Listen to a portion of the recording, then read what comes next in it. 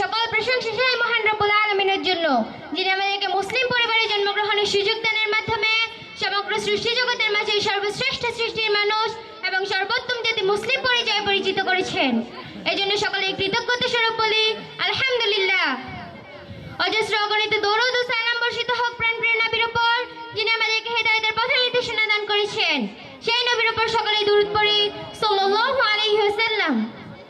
আজকের এই সাংস্কৃতিক অনুষ্ঠানে উপস্থিত আছেন শ্রদ্ধাভাজন সভাপতি, প্রধান অতিথি, বিজ্ঞ বিচারকগণ, সুদক্ষ পরিচালক এবং আমার সম্মানিত শিক্ষক শিক্ষিকা মণ্ডলী, অতিথিবৃন্দ, অভিভাবক মণ্ডলী এবং আমার একাত্তরের শিক্ষার্থী ভাই ও বোনেরা। আজকে আমার আলোচনার বিষয়বস্তু হচ্ছে জুলুমের পরিণতি। আল্লাহ রাব্বুল আলামিন তৌফিক দান করলে আলোচ্য বিষয়ে কোরআন ও হাদিসের আলোকে কিছু কথা উপস্থাপন করার চেষ্টা করব। বিতৌফিকিল মালিকিল আজিজিল আযম। প্রিয় সুধীবৃন্দ, প্রথমে আমি কৃতজ্ঞতা জ্ঞাপন করছি আমার মহান সৃষ্টিকর্তার প্রতি। এরপর আমি কৃতজ্ঞতা জ্ঞাপন করছি আমাদের সাংস্কৃতিক অনুষ্ঠান পরিচালনার পর্ষদের প্রতি, যারা আমাকে আজ আপনাদের সামনে বক্তব্য রাখার সুযোগ প্রদান করেছেন। প্রিয় দিনী ভাই বোনেরা, অন্যায়কে আরবিতে বলা হয় জুলুম, আর ন্যায় বিচারকে বলা হয় ইনসাফ। ন্যায় বিচার হলো শান্তি ও স্থিতির ভিত্তি, আর অন্যায় বা জুলুম হলো ধ্বংসের মূল কারণ। অন্যায় কখনো স্থায়ী হয় না, বরং তা ব্যক্তিগত ও সামাজিক উভয় জীবনে ধ্বংস ডেকে আনে।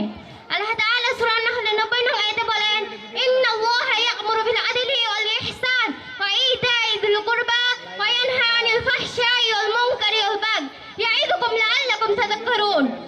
নিশ্চয় আল্লাহ আদেশ দেন ন্যায় বিচার, সৎকর্ম এবং আত্মীয় স্বজনকে দান করার, এবং নিষেধ করেন অশ্লীলতা, অসৎকর্ম এবং অন্যায়তার থেকে। তিনি তোমাদের উপদেশ দেন যাতে তোমরা শিক্ষা গ্রহণ করো।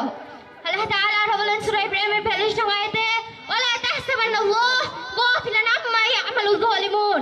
অবশ্যই তুমি কখনোই ধারণা করো যে আল্লাহ জালিমদের কাজ সম্পর্কে অবগত নন। এই ব্যাপারে রাসূল সাল্লাল্লাহু আলাইহি ওয়াসাল্লাম স্পষ্টভাবে বলেছেন, ইত্তাকুল যুলম ফা ইন্না যুলমা যুলুমাতু ইয়াউমাল কিয়ামাহ।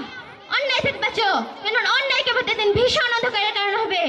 আরেকটি হাদিসে রাসূল সাল্লাল্লাহু আলাইহি ওয়াসাল্লাম বলেন, ইন্নান নাসা ইযা রাআউ যালিমা ফালাম ইয়াখুযু আলা ইয়াদাইহি আওশাকা ইয়াউম্মাহুমুল্লাহু বিকাবিম মিন।